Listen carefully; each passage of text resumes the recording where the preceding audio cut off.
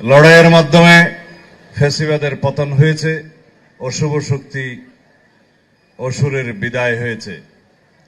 আমি মনে করি এখনো বিনাশ হয় নাই। তাই এখন আমাদের সময় ঐক্য প্রতিষ্ঠার, শান্তি প্রতিষ্ঠার এবং একটি সমৃদ্ধশালী শক্তিশালী গণতান্ত্রিক বাংলাদেশ প্রতিষ্ঠার সাম্যের ভিত্তিতে, ন্যায় বিচারের ভিত্তিতে। আপনাদের কিছু দাবি দেওয়া আমাদের সামনে আগেও দেয়া হয়েছিল, আমরা এগুলো বিশ্লেষণ করেছি। আগেও আপনাদের সাথে কথা হয়েছে। বিএনপির নির্বাচনী ইশতেহার প্রণয়নের সময়ে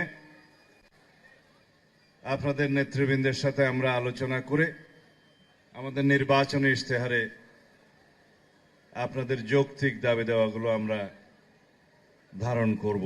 যেমন দেবোত্তর সম্পত্তি, অর্পিত সম্পত্তি, সংখ্যালঘু কমিশন এবং ফাউন্ডেশন ইত্যাদি প্রতিষ্ঠা করা যায় কিনা, দেবোত্তর সম্পত্তি এবং অর্পিত সম্পত্তির বর্তমান অবস্থা বিশ্লেষণ করে সেগুলো উদ্ধার করে মালিকানা ফিরিয়ে দেওয়া যায় কিনা, এগুলো সবই সম্ভব। আমরা সেগুলো আমাদের ইশতেহারে ধারণ করব। এই ইশতেহার প্রণয়নের সময় আপনাদের সাথে আবার আলোচনা হবে।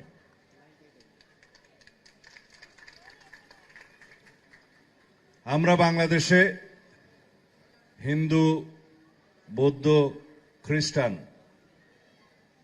মুসলিম, অমুসলিম, পাহাড়ি, সমতলী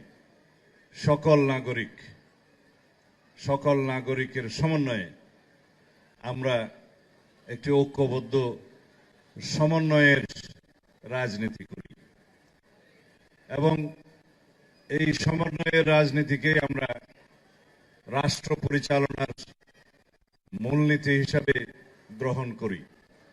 সুতরাং আমাদের মধ্যে বিএনপি আমরা যারা করি, যারা বাংলাদেশি জাতীয়তাবাদে বিশ্বাস করি,